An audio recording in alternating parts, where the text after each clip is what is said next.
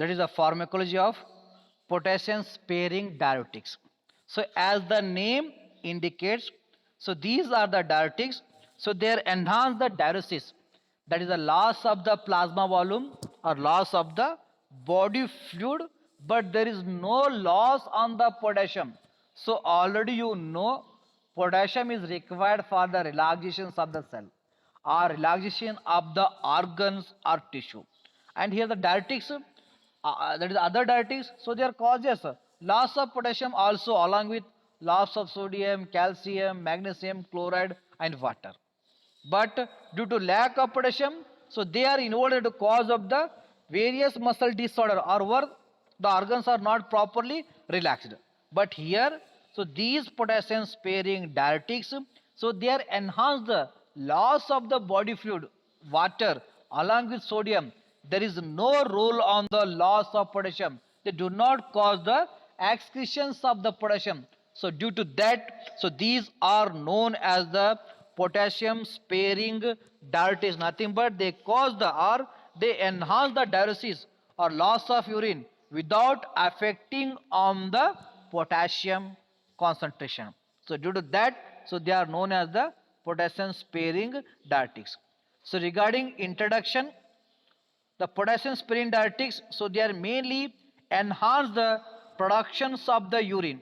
So due to that, the loss of urine will be more. So that was phenomena is helpful for to lower the blood pressure. But they do not have any effect on the potassium excretions. So these potassium sparing diuretics, so they mainly target the CD, that is the collecting duct, so where the aldosterone is act properly, okay, dominantly, and that aldosterone, it can act on the aldosterone receptor and inhibit the excretions of the urine or excretions of the body water along with the various electrolytes.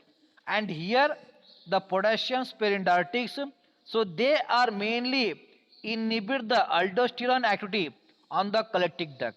Due to that, they are cause the loss of body water along with the electrolytes. There is no role on the loss of potassium. So these potassium sparing diuretics, so they're mainly used as adjuvant drug therapy in the management of the hypertension and as well as the congestive heart failure. So that's why the potassium sparing diuretics, so they are categorized into a RAS system where we are classified during the classifications of the anti-hypertensive agents. So where so these drugs are included or added in the management of the hypertension, because these drugs they can decrease the body fluid. Okay, so due to that they can decrease the preload and afterload on the heart. So that phenomena is helpful for to lower the blood pressure or to manage the congestive heart failure. So here the potassium sparing diuretics, so they are mainly subclassified into two types, that is renal epithelial sodium channel inhibitors. So these drugs they mainly inhibit the sodium channel at DCT and collecting duct. And in activations of sodium channel, the sodium cannot be reabsorbed or it cannot be back to the blood from the urine by inactivations of sodium channel. Due to that, they are responsible for the cause of the loss of sodium through a urine. And here the examples are amiloride and triamcinolone. So these are the potassium sparing diuretics. So they are mainly inhibit the sodium channel in the DCT as well as in the collecting duct. And second category, that is the aldosterone antagonist. So the aldosterone is the hormone secreted from the adrenal cortex. It and acts on the collecting duct and enhance the reabsorption of body fluids along with electrolytes and decrease the urine output. And here aldosterone antagonists like spironolactone lactone and as well as the epinone, so they are antagonize or inhibit the activity of the aldosterone. Due to that, so they are increases the urine output along with the loss of the electrolytes. So this phenomena was helpful for to control the hypertension or treat the hypertension. So that's why Spironolactone is commonly seen in the that is antihypertensive therapy or the drugs we are used in the treatment of the hypertensions. Reason they cause the loss of water along with the sodium. So regarding the mechanism of potassium sparing diuretics, so these drugs, so they mainly decrease the absorptions of the sodium at distal counted tubule and as well as the collecting duct, and their results in sodium absorption. They are enhance the sodium absorption and excretions of the sodium by acting on the collecting ducts and as well as by acting on the distal counted tubule by inhibiting the sodium pump or by inhibiting the that is aldosterone activity. So regarding some few topics, that is the here the spironolactone, it is also known as the aldactones. Okay, it is mainly it can save the potassium level in the body. Okay, and it can enhance the excretions of water. Okay, and sodium. And regarding the use of spironolactone or during the therapy with spironolactone, you should be monitor the potassium level because so as the potassium level is increases, the relaxations of organ is increases or relaxations of tissues increases.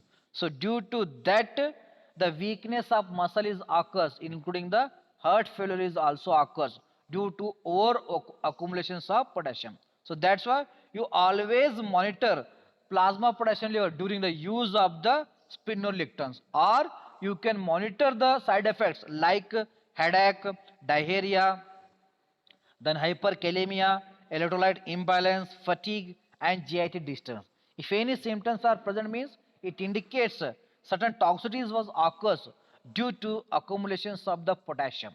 So where you can consult the doctor and immediately inform to them.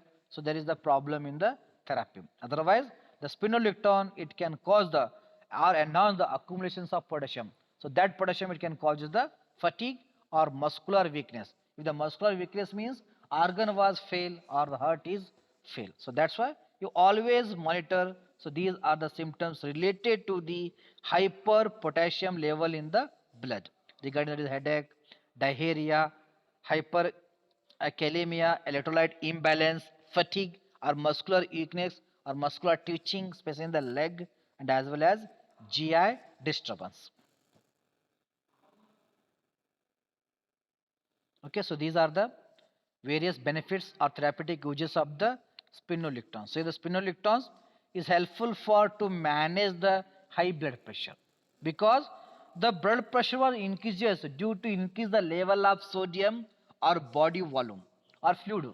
Okay, and decrease the level of potassium. So these are two reasons where we are suffering from the high blood pressure. And here spironolactone it can enhance the excretion or loss of sodium and loss of water.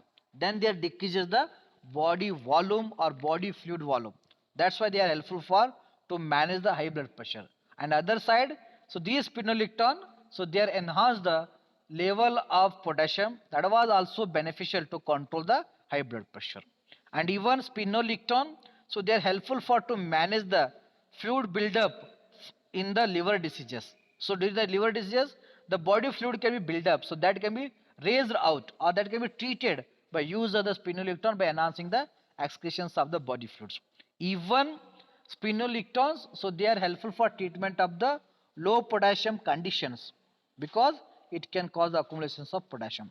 Even spironolactone, it is helpful for the treatment of the disorder related to the testosterone overproductions like PCOS, then excessive hair growth or hair loss, even acne, that is a skin allergy. So that was also treated or controlled or managed with the help of the spironolactone. So these are the various therapeutic uses of the potassium sparing diuretics like a spironolactones. If any hair loss occurs due to overproduction of testosterone in the male means, so that was also controlled by a use of spironolactones. If any fluid accumulations in the ovary of the woman means, so that was also create the problem in the fertility. So that was also treated with the help of the spironolactone because spironolactone it can shift the excess of fluid from organ to the blood then excreted. So that phenomena was helpful for treatment because or that is the testosterone related problems even in the vaccines.